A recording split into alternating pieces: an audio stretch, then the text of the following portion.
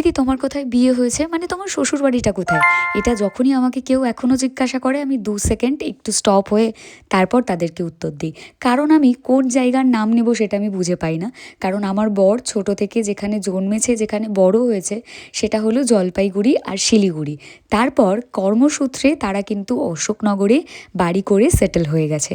তাই আমাকে কিন্তু এখনও অ্যান্সারটা ভেবে চিন্তেই দিতে হয়। এবারে যখন আমরা শিলিগুড়িতে এসেছি, সবার বাড়িতে ঘুরতে ঘুরতে আমরা এখন চলে এসেছি শুভর একটা দাদুর বাড়িতে।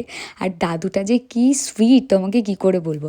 তার থেকেও সুইট হচ্ছে আমার ইয়াং দিদুন। এই যে তোমরা আমাকে অনেকে বলো না, দিদি তুমি এত স্মার্ট কী করে, নিজেকে এত মেনটেন করো কী করে, আমার ইন্সপিরেশন যদি এরকম দিদুন হয় তাহলে কি করে আমি মেনটেন না করে থাকি বলো। তার থেকেও বড় কথা, স্মার্টনেসটা কিন্তু নিজের ভেতর থেকে আসতে হয়। কিছু কিছু মানুষের জীবন হাফ অন্যকে হিংসা করেই কেটে যায়।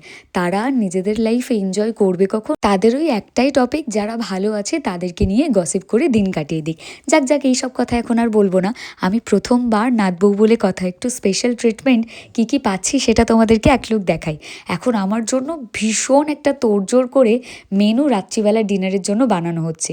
এই হচ্ছে পোস্তর বড়া, তার সাথে ছিল 2 রকমের মাছ, মাটন কষা, চাটনি, ভাত। কি ছিল না আজকে রাতের ডিনারে, এই দেখো। পুরো যেন মনে হচ্ছে আজই আমাকে বৌমা ষষ্ঠী দেওয়া হচ্ছে। আর আমার এই ট্রিটমেন্টটা কিন্তু ভীষণ ভালো লাগছে। আর এরকম ভালোবাসার মানুষ থাকলে লাইফে কি দরকার হয় বলো তো। অনেকক্ষণ আড্ডা দিয়েছি, প্রায় রাত 1টা। তোমরা যারা যারা এখনও আমার লং ব্লগগুলো দেখোনি, ঝটপট করে আমার ইউটিউব চ্যানেলটা সাবস্ক্রাইব করে লং ব্লগগুলো দেখে নাও।